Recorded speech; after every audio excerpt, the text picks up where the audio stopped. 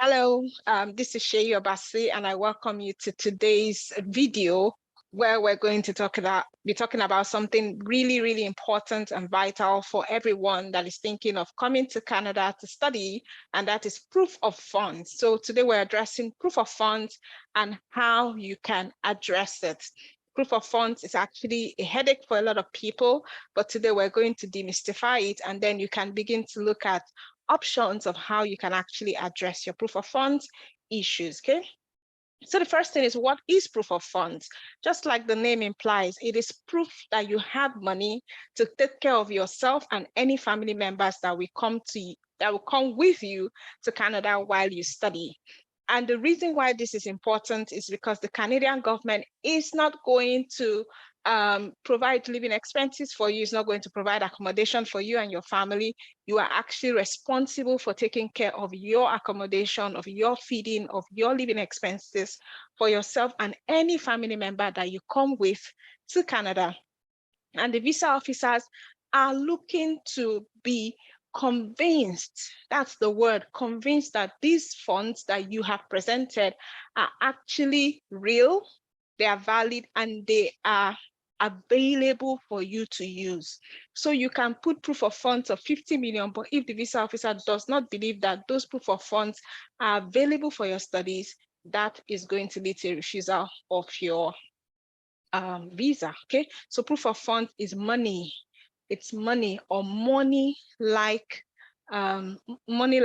things that maybe bank statements or investments that you can easily convert to cash. Do you understand? So a house or a piece of land or a car is not proof of funds because it's not money. It's not easy to convert it into cash. So they want cash-like investments like mutual funds or a bank statement or actual cash. This is what will convince the visa officer, and this is what you should use as proof of funds.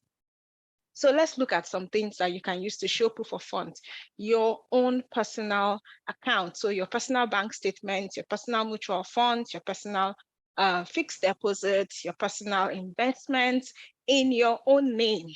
And when it comes to Canada, you should have had that money for at least 6 months, okay? 4 to 6 months.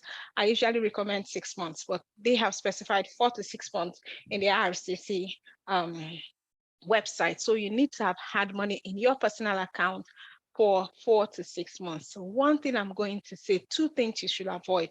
Number 1 is fake bank statements. I know there are people who provide fake bank statements services, which is just crazy.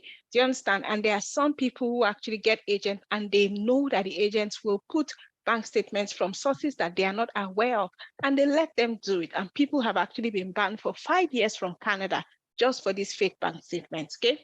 The visa officers are not fools. They've seen these things happen several times. They can spot these bank statements, and don't forget that they do confirm from your bank when you submit your bank statements. One of the things that you signed off when you were submitting your visa is that they are allowed to actually poke into your business. By submitting your bank statement, you're allowing them to actually confirm from your bank, and they can do that. You do not want to be found with a fake bank statement. The number 2 thing are lump sums, okay? Don't go dumping lump sums of money into your account before you print out your bank statement for visa. There needs to be a trend over the last 4 to 6 months. If the visa officer does not see that trend, they do not believe that the monies are yours and will be available for your studies. Lump sum is one thing you need to also avoid when you're presenting your own personal bank statements. Now, the other thing that you can use is a scholarship or funding letter. Now, if you get a funding for your studies or you get scholarship, those letters are actually proof of funds. Now, usually if you get a part scholarship, the letters will only suffice for part of the money that you need. But if you have a funding letter for the entire of your tuition, then you don't need to provide any proof of funds for that part of your tuition. Now, when it comes to proof of funds, there are 2 things that you need proof of funds for. Number 1 is your tuition. Tuition for 1 year. So if your studies is $15,000, for example, for 1 year, you need to show that 1 year that you have that 1 year proof of funds, and then your living expenses, which is $10,000 per year.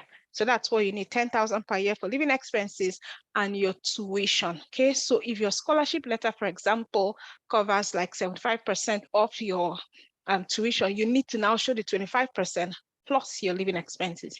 If your funding covers the 100% of your tuition but doesn't cover living expenses, you only need to provide proof of funds for your living expenses.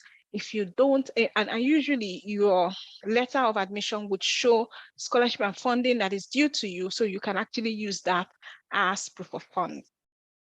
The third one is that you can actually use a sponsor. Say you don't have a scholarship, you don't have your own monies, you can use a sponsor. A sponsor can be a family member, a sponsor can be a company, which is like a third party, a sponsor can be a friend, a sponsor can be just about anybody, but there are modalities to making the visa officer believe that that person is an actual sponsor, that's a genuine sponsor, and that the monies will be available to you. Now, I might not be able to go into all the ways that you can prove that, but when you're using a sponsor, the same things apply. Do not use any fake accounts, and then avoid lump sums. I know people who put lump sums in their parents' account and say that their parent is their sponsor and think that the visa officer is stupid. No, if they see lump sum in your parent's account, which you moved from several places, they would deny your visa, and you don't want your visa denied, because having one visa denied makes it difficult for you to get your visa approved the second time, because not only are you applying to have visa approved, you are proving that you have met all the reasons for which you were denied before, okay? And so when you use a sponsor, they should be ready to give you a sponsorship letter where they state categorically what they're sponsoring you for, how much they're sponsoring you, and why they are sponsoring you. Why does that cousin of yours want to spend, who knows, 5 million naira, whatever amount of money to sponsor you to school? What are they going to get back?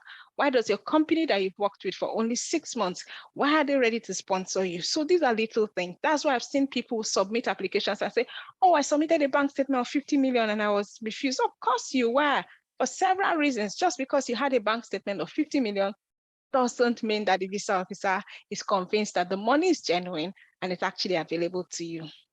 I know it sounds all wishy-washy because you're like, oh, but the monies are there. There are several other things that the visa officer is looking at: the trend in the account, the proof of relationship, different things like that, okay?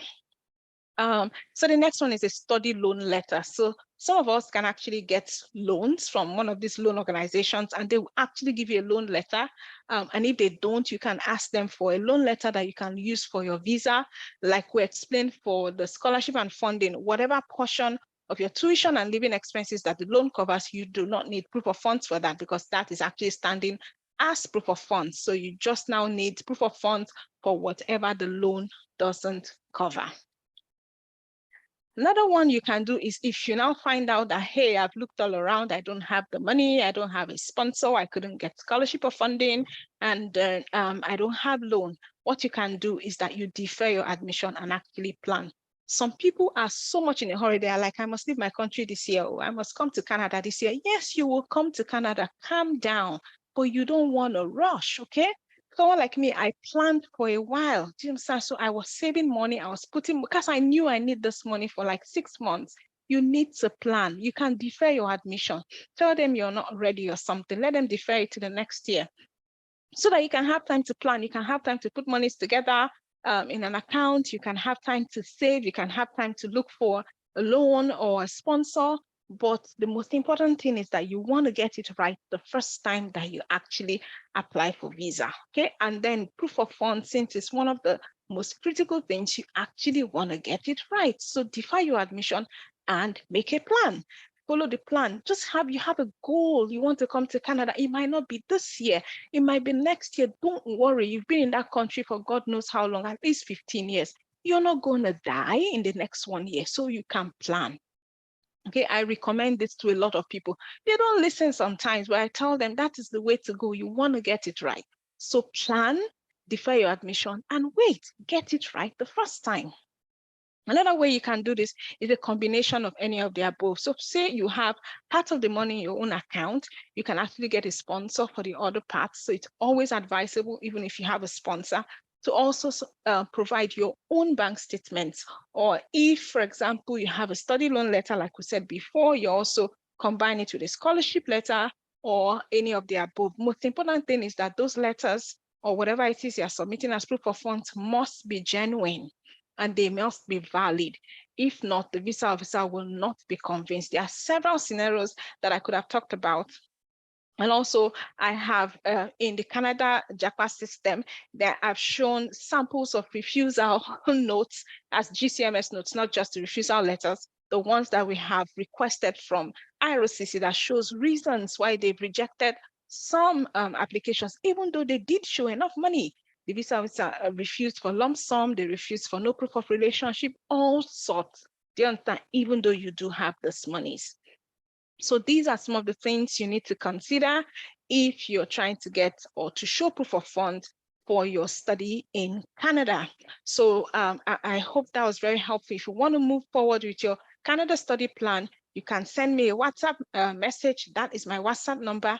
And then in the description below this video, you would see the links to contact me, the links to our website where you can actually get some details on how you can come to Canada to study. And then one more thing, like this video, subscribe and share, and I'm going to see you in the next video. Take care of yourself now. Bye.